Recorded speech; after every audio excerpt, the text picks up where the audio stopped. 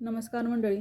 दररोज ती डाळ किंवा वरण खाऊन कंटाळा आला असेल तर या पद्धतीने डाळ नक्की बनवून बघा. नक्की आवडेल. एकदा खाल्लाल तर त्याची चवसुद्धा विसरणार नाही तुम्ही. तर येथे मी तूर डाळ अर्धी वाटी आणि मुगाची डाळ अर्धी वाटी घेतलेली आहे. स्वच्छ धुवून घ्यायची आहे. त्यानंतर त्याच्यामध्ये 3 मध्यम आकाराचे टोमॅटो बारीक कट करून टाकायचे. हिंग, हळद आणि तेल टाकायचं आहे. डाळ शिजण्याएवढं पाणी घालून कुकरला 5 शिट्ट्या करून घ्यायच्या आहेत. 5 शिट्ट्यामध्ये डाळ मऊसूत शिजली जाते. त्याच्यानंतर कढईमध्ये तेल गरम करायचे. त्याच्यामध्ये मोहरी जिऱ्याची फोडणी करायची आहे. कढीपत्ता टाकायचा आहे. 2 मध्यम आकाराचे कांदे एकदम बारीक चिरून घ्यायचे आहेत. तेही छान गुलाबी रंग येईपर्यंत भाजून घ्यायचे आहेत. लाल 2-3 हिरव्या मिरच्या त्यातच टाकायच्या आहेत. बघू शकता डाळ आपली किती छान अशी एकदम मऊसूत शिजलेली आहे. टोमॅटोसुद्धा छान शिजलेला आहे.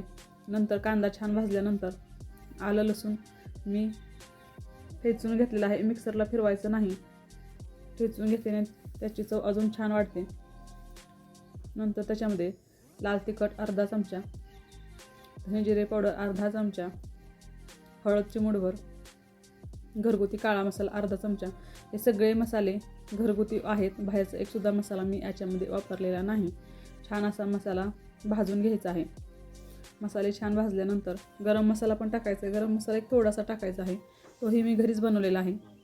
आणि हे छान भाजल्यानंतर शिजलेली डाळ आपण याच्यामध्ये टाकून घ्यायची आहे.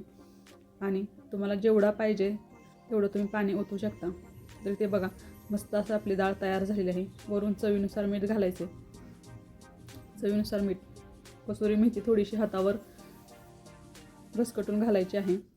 आणि बारीक चिरलेली कोथिंबीर. मस्त अशी आपली डाळ तयार झालेली आहे. भातासोबत खूप छान लागते किंवा भाकरीसोबतसुद्धा. तर कसा वाटला व्हिडिओ कमेंट करून नक्की सांगा. या पद्धतीने एकदा डाळ नक्की बनवून बघा. नक्की आवडेल तुम्हाला. व्हिडिओ आवडला तर चॅनलला सबस्क्राईब नक्की करा. व्हिडिओ पाहिल्याबद्दल धन्यवाद.